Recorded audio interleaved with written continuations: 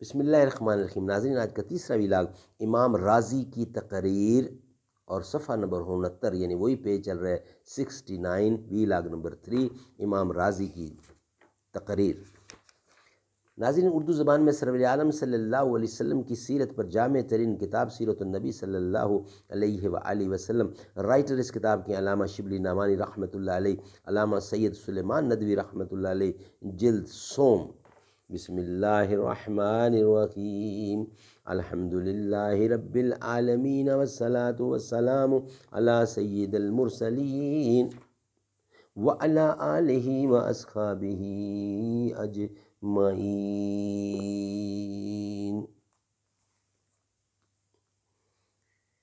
تر آنکھیں تو ہو جاتی ہیں پر کیا لذت اس رونے میں، جب خون جگر کی آمیزش سے یہ اشک پیازی بن نہ سکا۔ اقبال بڑا اپدیشک ہے، من باتوں میں منہ لیتا ہے، گفتار کا غازی تو بنا کردار کا غازی بن نہ سکا۔ امام رازی کی تقریر، یہ ہے ہیڈنگ۔ امام رازی نے مطالب عالیہ میں نبوت اور متعلقات نبوت کی بحث سب سے زیادہ استحیاب سے لکھی ہے۔ ان کی تقریر کا ماحصل یہ ہے کہ جو لوگ نبوت تسلیم کرتے ہیں ان میں دو جماعتیں ہیں۔ ایک کا مذہب یہ ہے کہ نبوت کی دلیل معجزہ ہے، یہ جمہور اہل مذہب کا مسلک ہے۔ دوسرا مذہب یہ ہے کہ سب سے پہلے ہم کو خود غور کرنا چاہیے کہ صداقت و راستی کیا ہے، اس کے بعد ہم ایک شخص کو دیکھتے ہیں جو نبوت کے دعویٰ کے ساتھ لوگوں کو دین حق کی دعوت دیتا ہے، اس کی دعوت مؤثر ہوتی ہے اور لوگوں کو باطل پرستی سے ہٹا کر حق پرستی کی طرف لا رہا ہے، تو ہم یقین کر لیں گے کہ یہ سچا پیغمبر ہے، یہ مذہب عقل سے یا قریب تر ہے، یہ مذہب عقل سے قریب تر ہے اور اس راہ میں شکوک و شبہات کم ہیں۔ اس اجمال کی تفصیل یہ ہے کہ انسانیت کا کمال قوت علمی و عملی کی تصحیح، تکمیل اور تزکیہ ہے۔ اس قوت کے لحاظ سے انسان کے تین طبقے ہیں، ایک وہ جو اس میں ناقص ہے یا عام انسان ہے، دوسرا وہ جو خود کامل ہے مگر دوسروں کو کامل نہیں بنا سکتا، یہ خاص اور صلحاء کا درجہ ہے، تیسرا وہ جو خود کامل ہے مگر دوسروں کو بھی کامل کر دیتا ہے، یہ انبیاء ہیں۔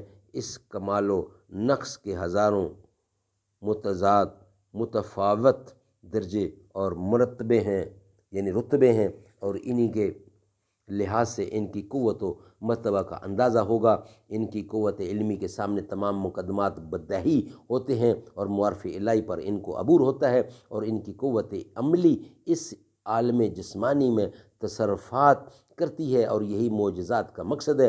اس قوت علمی و عملی کے کمال کے ساتھ یہ نظر آتا ہے کہ وہ ان دونوں کو جوان جو ان لوگوں میں پست اور ناقص ہیں اپنے فیض صحبت اور فیض تعلیم سے کامل کر دیتے ہیں اور امراض قلبی کا وہ علاج کرتے ہیں، تو یہی ان کی نبوت کی دلیل ہے۔